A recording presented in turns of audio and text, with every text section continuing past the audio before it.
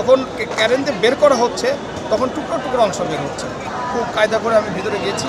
ভিতরে যাওয়ার পরে দেখলাম প্লেনের যে টুকরো, প্লেনটা ঢুকে গেছে একদম স্কুলের নিচতলায়। ঢুকে যাওয়ার পরে আপনার ওখানে ছিন্ন বিচ্ছিন্ন হয়ে গেছে।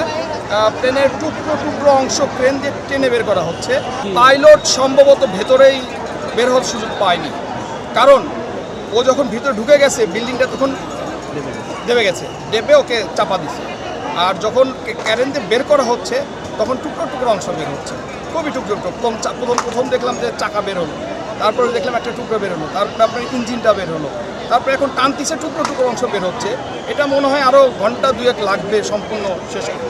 ওর ভিতরে যে অবস্থা আপনি বিশ্বাস করবেন না, মনে হয় খুব ছোট ছোট টুকরো হয়ে গেছে। আর মাটিটা গর্ত হয়ে গেছে, বিল্ডিংটার কোল ভেঙে বিল্ডিংটা ধসে পড়ছে। আর ওই টুকরোগুলো বের করতে খুব কষ্ট হচ্ছে। সম্ভবত একটি লাশ পাওয়া গেছে। লাশের আপনার যে কাপড়টা, যে ওরা যে সরকারি যে কাপড়টা ওটা নিয়ে যাচ্ছে, তাতে আমরা বুঝলাম যে আরেকটি লাশ পাওয়া গেছে ভিতরে। ওইখানে কয়টা ক্লাসরুম ছিল?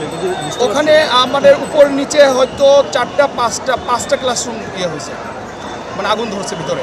উপরে অবশ্য ফায়ার সার্ভিসের কর্মীরা টর্চ জেলে খুঁজে দেখছে, লাশ আর নেই। কিন্তু ধ্বংস যে প্লেনের যে টুকরো অংশগুলো বের হচ্ছে এর মধ্যে থাকতে পারে বলে আমি মনে করি। এখন ওই যে টুকরো অংশ ভিতরে যে টুকরো টেনে যখন বের করতেছে তখন একটা টুকরো বের হচ্ছে, আবার টেনে ক্যারিং বের করছে তখন আবার একটু টুকরো বের হচ্ছে। মানে এটা উদ্ধার করাও খুব কষ্ট।